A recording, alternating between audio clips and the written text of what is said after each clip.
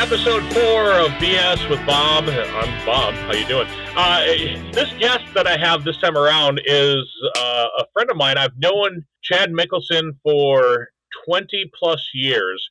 He's the owner of the Barrel Inn in La Crosse, Wisconsin. Probably the best hamburgers that you can find in La Crosse. Chad, I met Chad when I was at La Crosse JC. We used to go to his bar after meetings, and I think that's why I started liking to drink on Tuesday nights. Chad, welcome to the show, man. Hey, my pleasure, Bob. Thank you. I just wanted to say too, thank you for your sponsorship. You know, I posted on Facebook a few weeks ago, right after I quit doing my Fall Rise Give weekly podcast, that I was interested in continuing doing podcasts, and I took a picture of when I was working on my studio, and I put it out there, and I said, you know, if anybody'd like to sponsor my podcast, here it is. And you're the only person that reached out to me and said, hey, I always like listening to you when you were on the radio, and let me help you out in any way I can. And, you know, so I just wanted to say thank you for, you know, for having faith and for, you know, thinking that this is something that could be cool and something that we could do, you know? For sure. For sure. So who is Chad Mickelson? Who is Chad Mickelson? I am a graduate of West Salem High in 1990. Tried school and high school a couple times, and books and I didn't quite get along. So I ended up working at a pool as a lifeguard, and then nights downtown at, if you remember, Bentley's for the Marcuses, Dave and George, ringside, I think Sneakers, Legends. Anyway, then I got an opportunity to step in and take over the Barrel, which at the time was called Tommy's Crossroads. And then for a brief moment, it was C&R Corral, and that didn't seem to work out. So I was given the opportunity. And yeah, so that's pretty much what I've been doing. Well, going on 31 years here in the next, July. 31 years. You've owned a bar for 31 years. 31 years. Yeah, July of 94.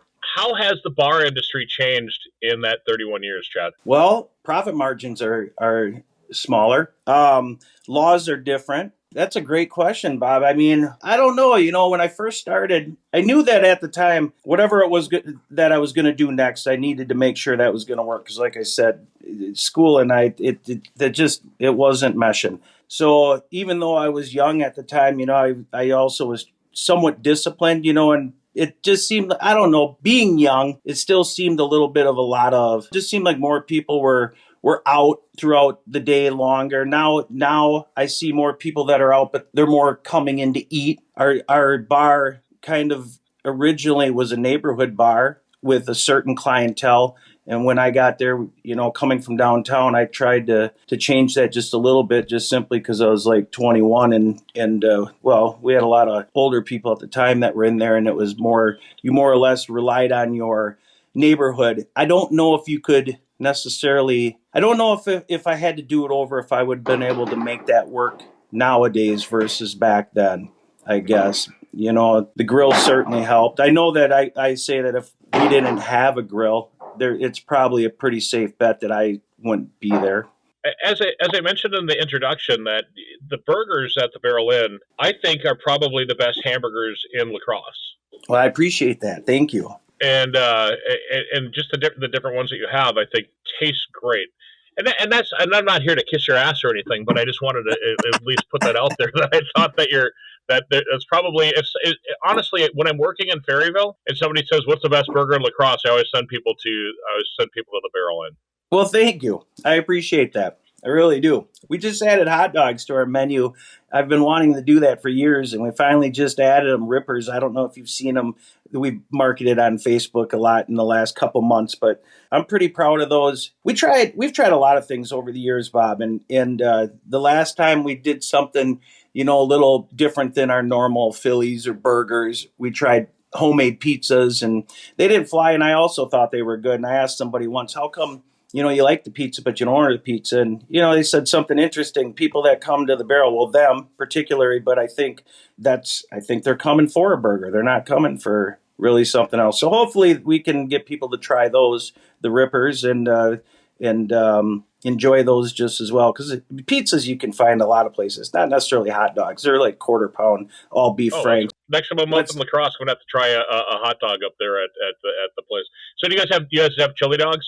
No chili dogs, no. All right. That's the one thing I used to love back in the day at Snuffy's, because when Pete had the bar, he had like 50 cent or dollar chili dogs there, and it was like, start off at the barrel, have a few, head over to Snuffy's, have a couple of chili dogs, and then head home for the night.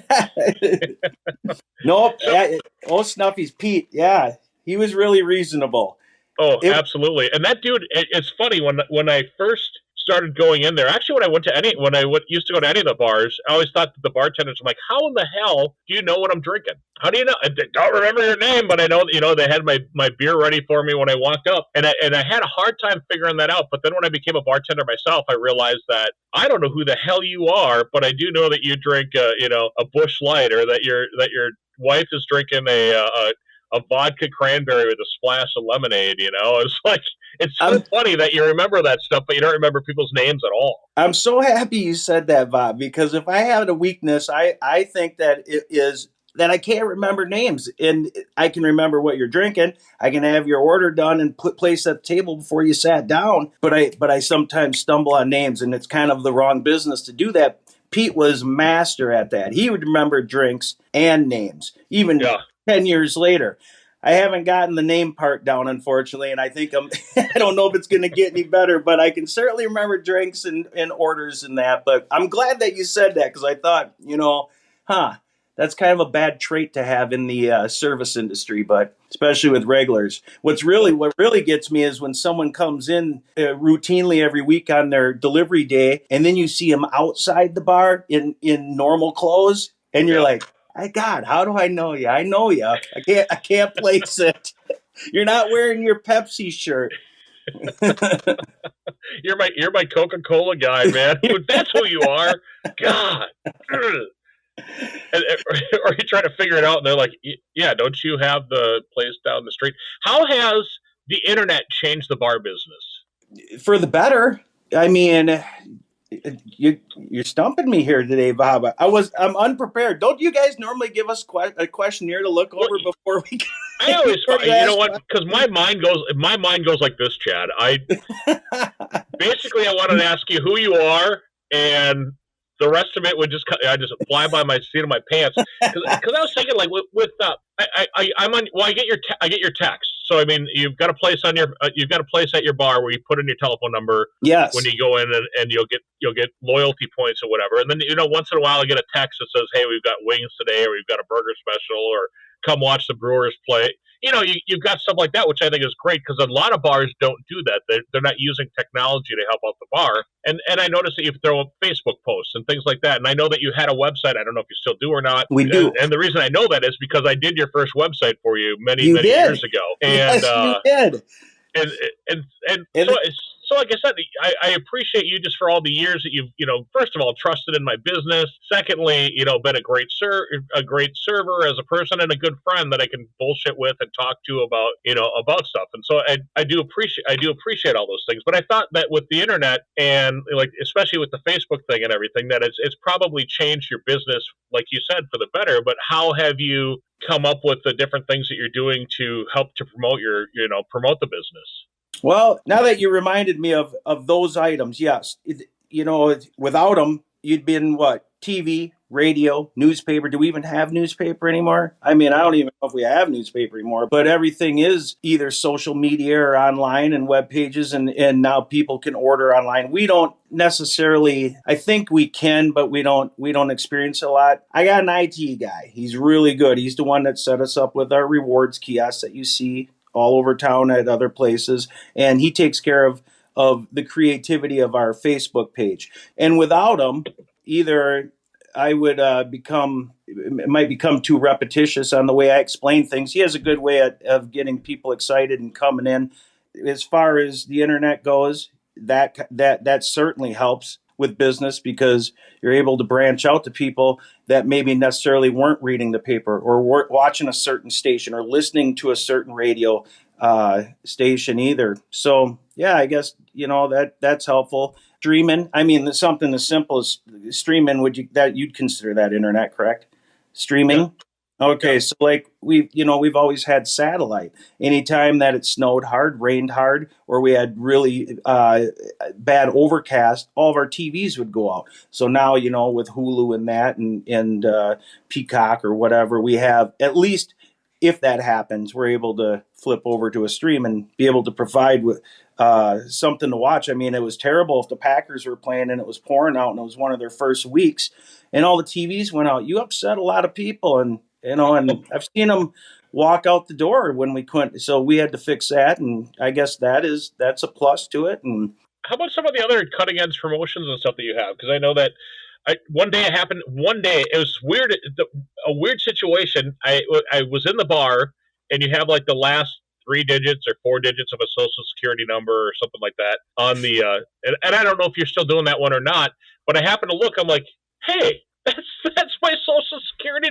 The last it. So I won I won a pot of like $150 or some odd number of money for free just for noticing that my social security number was on the thing. So that's cool to do something like that. that was one of our original first little gimmicks to try to get people in was I would take $1 from the till every day, take the last three digits of the serial number, write it down, and if the last three of your social match that, you would get that pot, which accumulated $1 a day. And we did that. Oh my goodness, Bob! I think we did that thing for over 20 years, and then pretty much when we got rid of the shake of the day, we kind of got rid of that one as well. It just people weren't the crowd had changed, and the people that had acknowledged it and were aware of it either no longer came in or maybe passed, Mm-hmm. so it was a new wave of people that didn't know and new bartenders and that. So eventually we just said, you know what, I don't even think people know what this is anymore, so we just Right. kind of quit. I think it ran its course. So you got rid of the COVID cup, huh? Shake of the day. You guys aren't Oh, doing that anymore. we I'll tell you what, there's a lot of responsibility to shake the day. And back in the day when I was there more often than I am now, not that you should worry about your bartenders, but you just hate to see someone winning something that shouldn't be won quite so often. And it's kind of a responsibility to the people that are funding it, which are you, the The customer. people, yeah. And it kind of felt bad when people were winning, and it's like you got like $5, and then I don't know. I just kind of thought maybe it's time to hang that one up as well. If you're there 24/7 throughout most of the day, and you can monitor it. And back in the day, I was, but now, I'm not quite.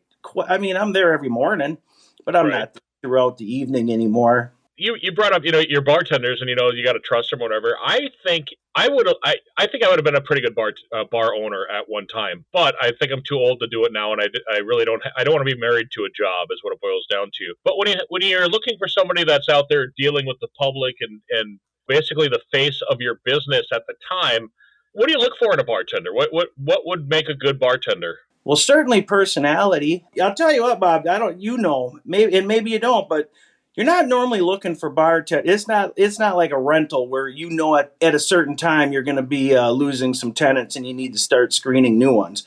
Normally in the bar, they're not giving you 3 months notice that they're heading out. It's like So tomorrow. You know what? You pissed me off. I'm leaving. I'm not coming back, I mean, asshole. it'd be beautiful if they did, but more times than not, you're kind of under the gun to find somebody to replace somebody that maybe gave you 2 weeks, and so I mean, obviously, you still do some screening, background checks, and that.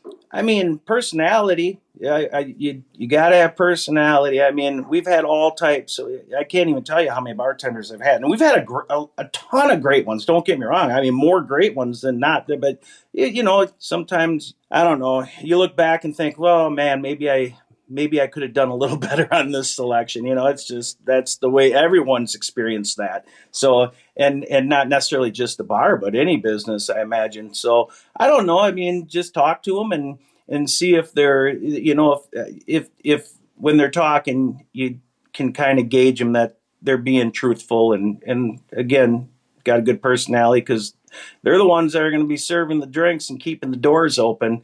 You want to make sure that it's someone that you or someone else coming in would appreciate.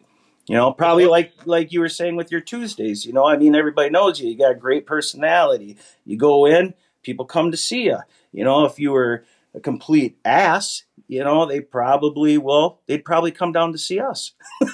So, Well, it's a 40-minute drive though. So oh, I was thinking, man, the oh, Tuesday when you were when I work up at Lacrosse at Adam Street. yeah, that's only a couple block walk for them guys. So, That is. So it's funny I've only been a bartender for 7 years, as you know, I was a radio personality for many years prior to that.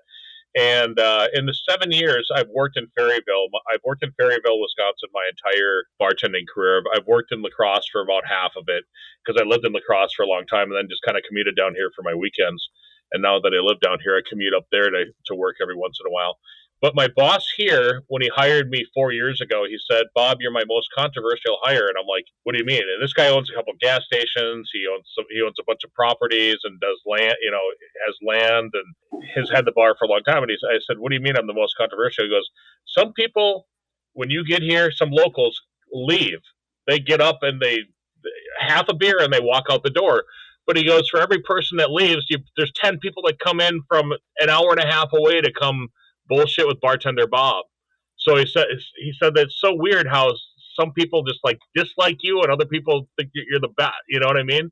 and I'll tell you what, there's a lot of truth to that, Bob. And you certainly want to try, but there's no point trying overly hard because no matter what you do, and I tell my bartender new hires this, like when you're working, there's going to be people that don't know you. They might not, until they get to know you, they might not like you. There's going to be others that love you, but maybe don't like the person you're working with for whatever reason. You're never going to please everybody. But Right. if you can bring in two people for every person that unfortunately is leaving, I mean, you don't want to see them go, but as that bar owner, your boss that hired you, Well, he I can't find that complain too too. much. Doesn't matter what bar you go to. If the new bartender comes in, people leave just because it's like shift time. They don't want to tip somebody a second time. They just want maybe People they like routine. They like yeah. routine. They feel like they're lost if someone they've never seen is serving their drink. They got to sit and look you up and down like, who are you? What are you doing? Yeah. The way I look at it, actually when I'm working, the way I look at my job is that I'm working for myself, even though I'm selling Swede's liquor and his beer and his brand. I'm still branding myself when I'm doing my thing. I'm bartender Bob at wherever it is that I'm working, and I'm selling your liquor, but I'm doing my shtick and doing my who I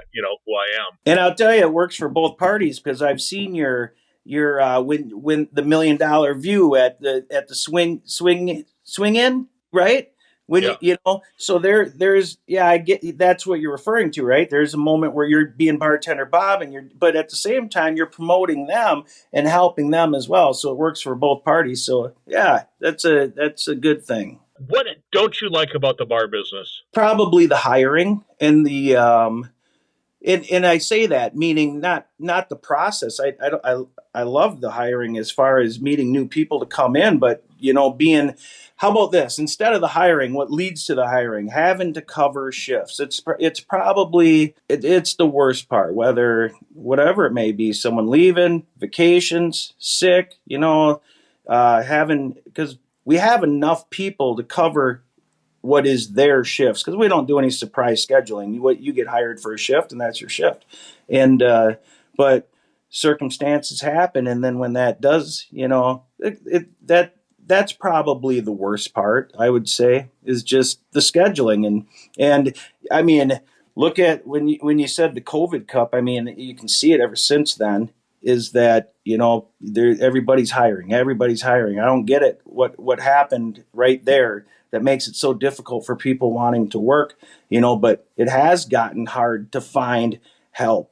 I've been blessed with my help, like I've been in panic a couple times over the last few years, but not to the point of some places I know that I have to shut down because they can't get help. Back in the day when I was, I'd like to think I'm still ambitious, but I can't do the day-to-day there like I used to do when I was younger. Plus, it's been 30 years, and eventually I kind of weaned myself out. But it's your staff that keeps your doors open and keeps the people coming. I mean, otherwise, if it's up to you, and you have to do it all, either you're going to piss people off because eventually you're going to get a little grumpy, and or you're just going to fry yourself, burn yourself out, and that probably would lead to the part where your attitude might change a little bit if you're struggling to find help and having to do it all yourself and not spending time with your family. And finding help would be the most difficult, or covering shifts unexpectedly and that. But otherwise, I don't know. I don't really have anything that I enjoy it. I can't think of anything else that I'd rather be doing without that. Well, I know that you used to do a lot of collectibles and sporting memorabilia and things like that. Are you still involved in that? I held on to some good stuff that I had, but I don't know. I don't get involved with it anymore. It seemed like ever since, well, one of your internet question. That's one place where it seemed to hurt a little bit. eBay, the market got saturated with everything that you thought was rare, which at the time was, because you couldn't get it. Your neighbors didn't have,